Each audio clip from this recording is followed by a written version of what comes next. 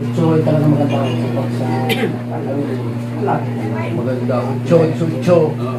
Pero kami naman ay walang ibang hinihingi sa inyo. Basta mahala na kayo. Basta ang mahalaga yung mga bata ay ating may ayos.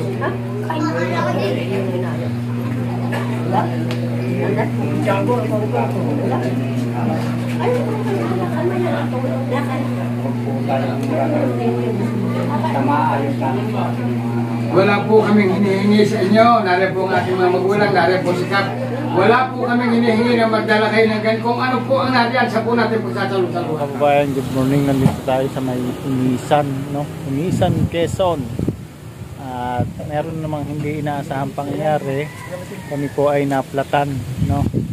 Kami po ay pupunta ng Katanawan, Quezon at mamumulungan. Ito, pisan ko ito. Ang layo nung nakuha mapapang-asawa, yun, no? Ay naplatan pa kami dahil ang layo ng biyahe namin. Ito nga, babaklasin. Naplatan po kami dito.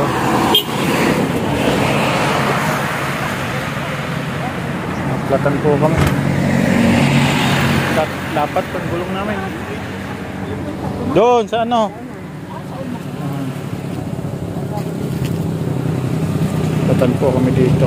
Kababayan. Ay, nakuplos na ako ng ino. Singaw.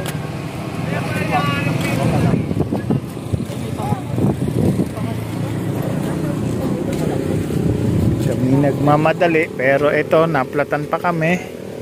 At syempre magkakalas kami. Malayo.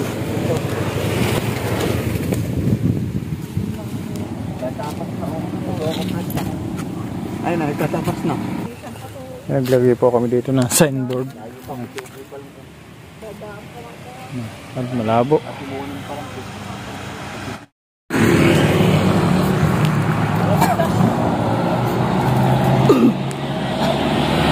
Naplatan po kami, naplatan. Naplatan. Ha?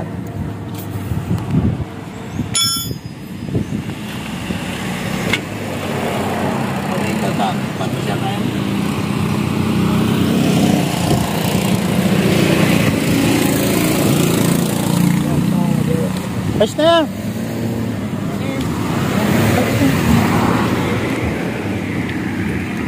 Signboard po kasi dito.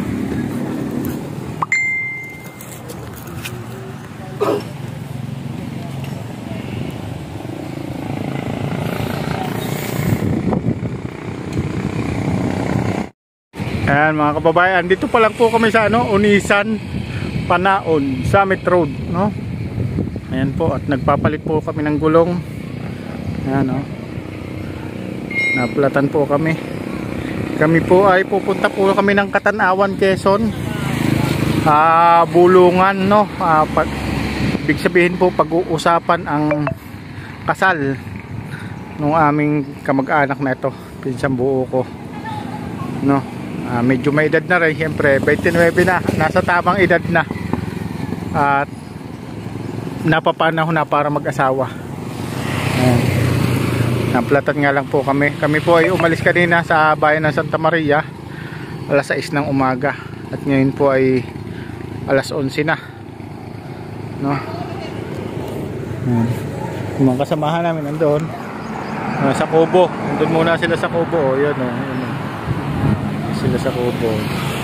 Nagtambay muna sa Kubo kasi mainit, no? Nagkaan muna. Dito muna tayo sa Lilom. Punta muna tayo dito sa lilim para hindi tayo mainitan. Kaya dito muna tayo sa Kanlong. Sa lilim muna tayo at hindi tayo mainitan. Dito nagkakawit sila dito, bagong baba ng nyog. Ayan, bagong baba ng nyog. Tapa sila dyan. Yan mga kababayan, nandito ang layo nung naabot ng inyong lingkod. Nandito ngayon sa bayan ng Unisan, Quezon. Shoutout sa mga taga Unisan. May nadaanan po kaming vulcanizing at kami po muna ay nagpahangin. At ito pong isa naming dalang gulong na naplat ay pabubulkanize po ito, no? Pabubulkanize po namin ito. Ito, oh. Medyo malayo-layo pa po, mga 1 oras pa po siguro kami bago makarating.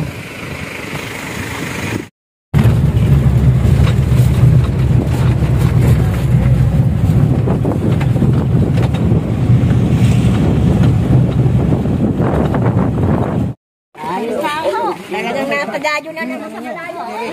Hindi pa lang pupunta dito agad eh.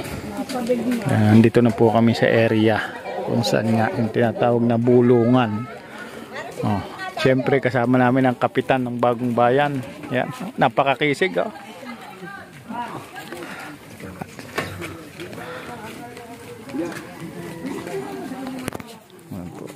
Dito na kami sa area. Pare po sa inyo?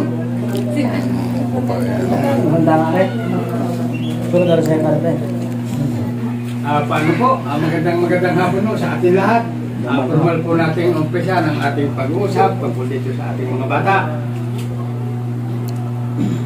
Ay ngayon ay kayo ang aming tinatanong at kayo naman ang ibig kong sabihin bilang mga magulang sa malayo galing. Kayo ang aming tinatanong kung ano ang inyong bakay din sa mga bata. Pero kuya, upisa ako na ba? Gandang ako na sa ating kami ay kumagay hindi naman uligid sa inyong kaalaman ng aming sadya na ako sa mga bata.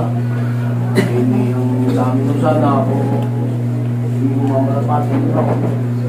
Pero yung aking susunod na tila kung siyempre kaya ako nasunod rin binugano ng mga bata ay ang sabi ko niya sa amin maaaring mo sana pwede mo sana ay ating asala unay Diyos ay mga kung mapapaabot po natin ng December at unaw sa natin yung portray tayo yung bagay sabi nga ay mag-iipon yung ba ano na yung kasalan sabi nga hindi mo basta-basta bagay mag-bukong pahuray maghuhukus-hukus para sa kami kakungana sa amin nung ibigkasita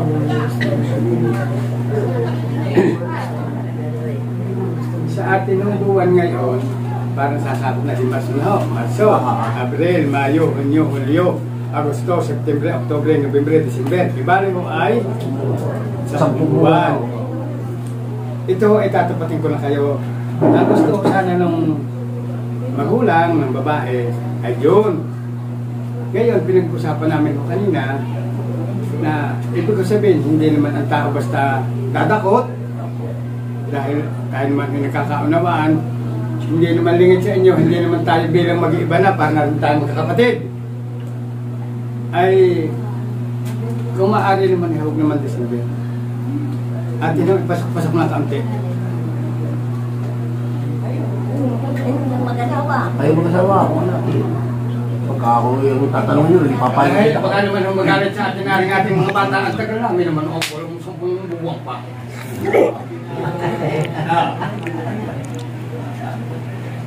Di atin nung medyo pasok-pasok ng kaunti at wala ho tayong hindi pagkakasunduan dahil tayo naman ay hindi ho bilang mag-iba. Tulad niyan eh, kung kayo mamamaysan dito, ay sino sa amin si Efren, sino sa amin ang Kuya Pulding. Yan di pare-pareho namin laman eh, kaya magkakapabayaan na ho tayo, di ka hindi. Kasi para di tayo mamamaysan. Ay, di para na ho, kami ang mamamaysan. Ako ba siya pinabaysan na? Oo, kaya ang ibig ko sabihin, tayo magkakasundo doon sa pare-pareho nating maalman tayo. Dito naman tayo mamamaysan ko lang. Ano po tatay ang inyong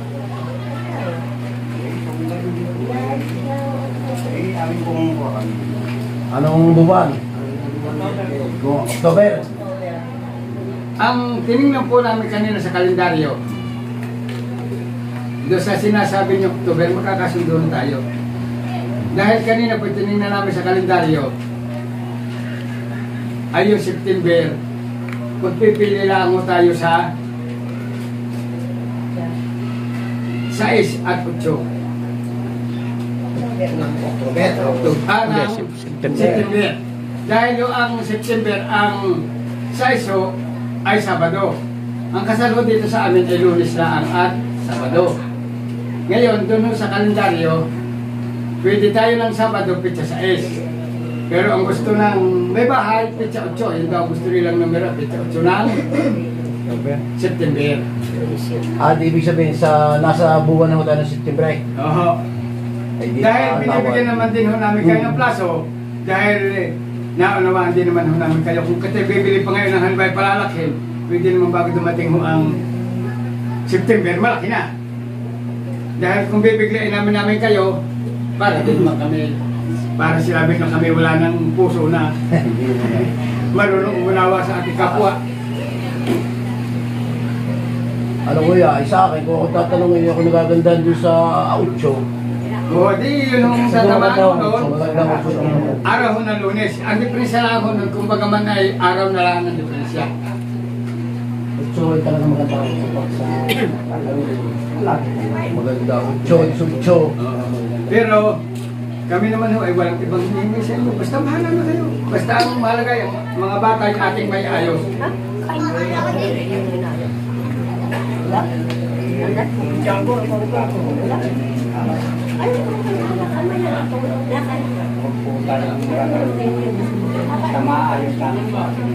Wala po kaming hinihingi sa inyo. Nari po ang ating mga magulang, nari po si Kap.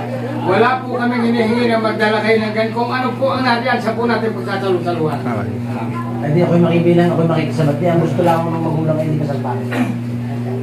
Oo. Yung ako'y makibilang sa makikisabat, gusto yung kasalpan. Tinanong ka kanina din sa mga bata. Kung itutulian. Di kong dito ang mga isalan, Oo, dito tayo ay kung halimbawa matutuloy ng 8 at walang hindi matutuloy, ay di tayo may pahapon ng kaunti. Tapos sa petsa 8 ang ating kasal. Wala na tayo maraming pag-uusapan yung nga sabi nyo.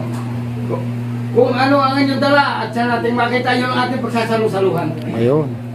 Yun yung maganda sa sinabi nyo. Sang-ayon na ako doon. Wala akong may hinay magdadala kayo ng kayo, magdadala kami ng karne. Magaling kung may matadala, kung wala. Kaya kung ano ho ang inyong matadala,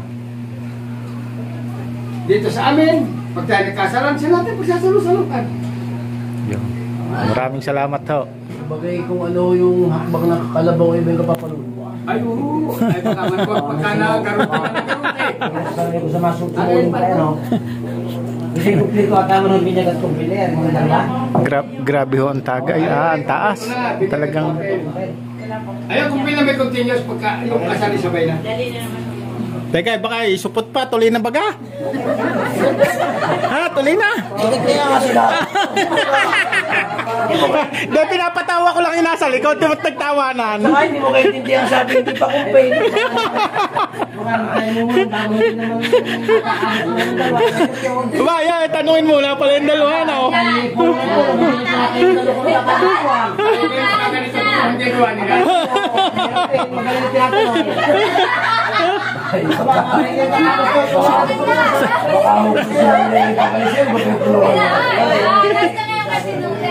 ito mo na ako siguro mamahalan. Mahirap yun. Oo nga, kalugay kung bagay, hindi mo ako siguro na hindi kayo nag-uusap ka. Lalo mamahalan sila. Abay, mahirap yun. Yung dalawa yung namumula.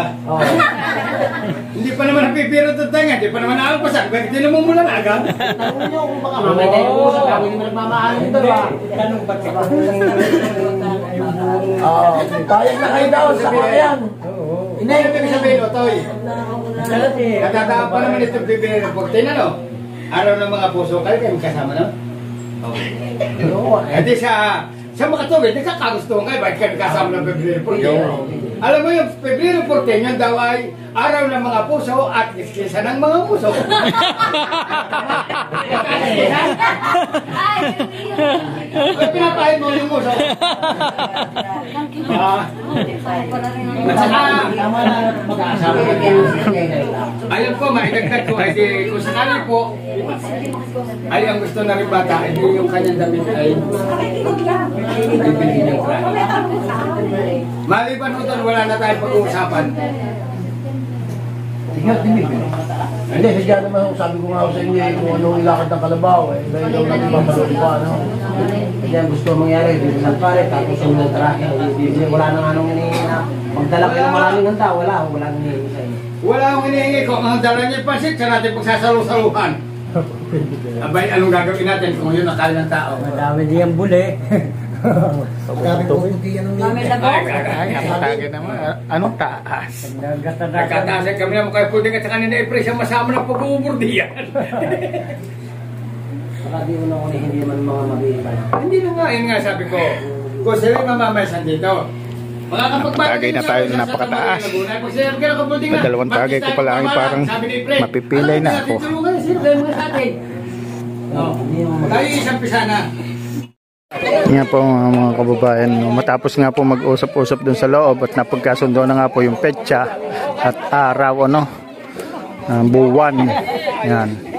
Ito na nga at pagkatapos nga noon ay nagkakain na. Dito po ito sa lugar ng Katanawan, Quezon.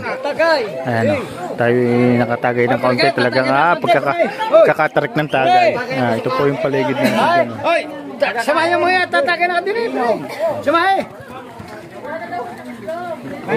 Samahin yung mga yan! Tumagay din! Makaya.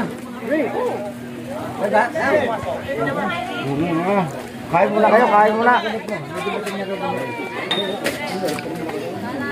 Kain po muna, kainan. May update po ulit hanggang sa makauwi kami.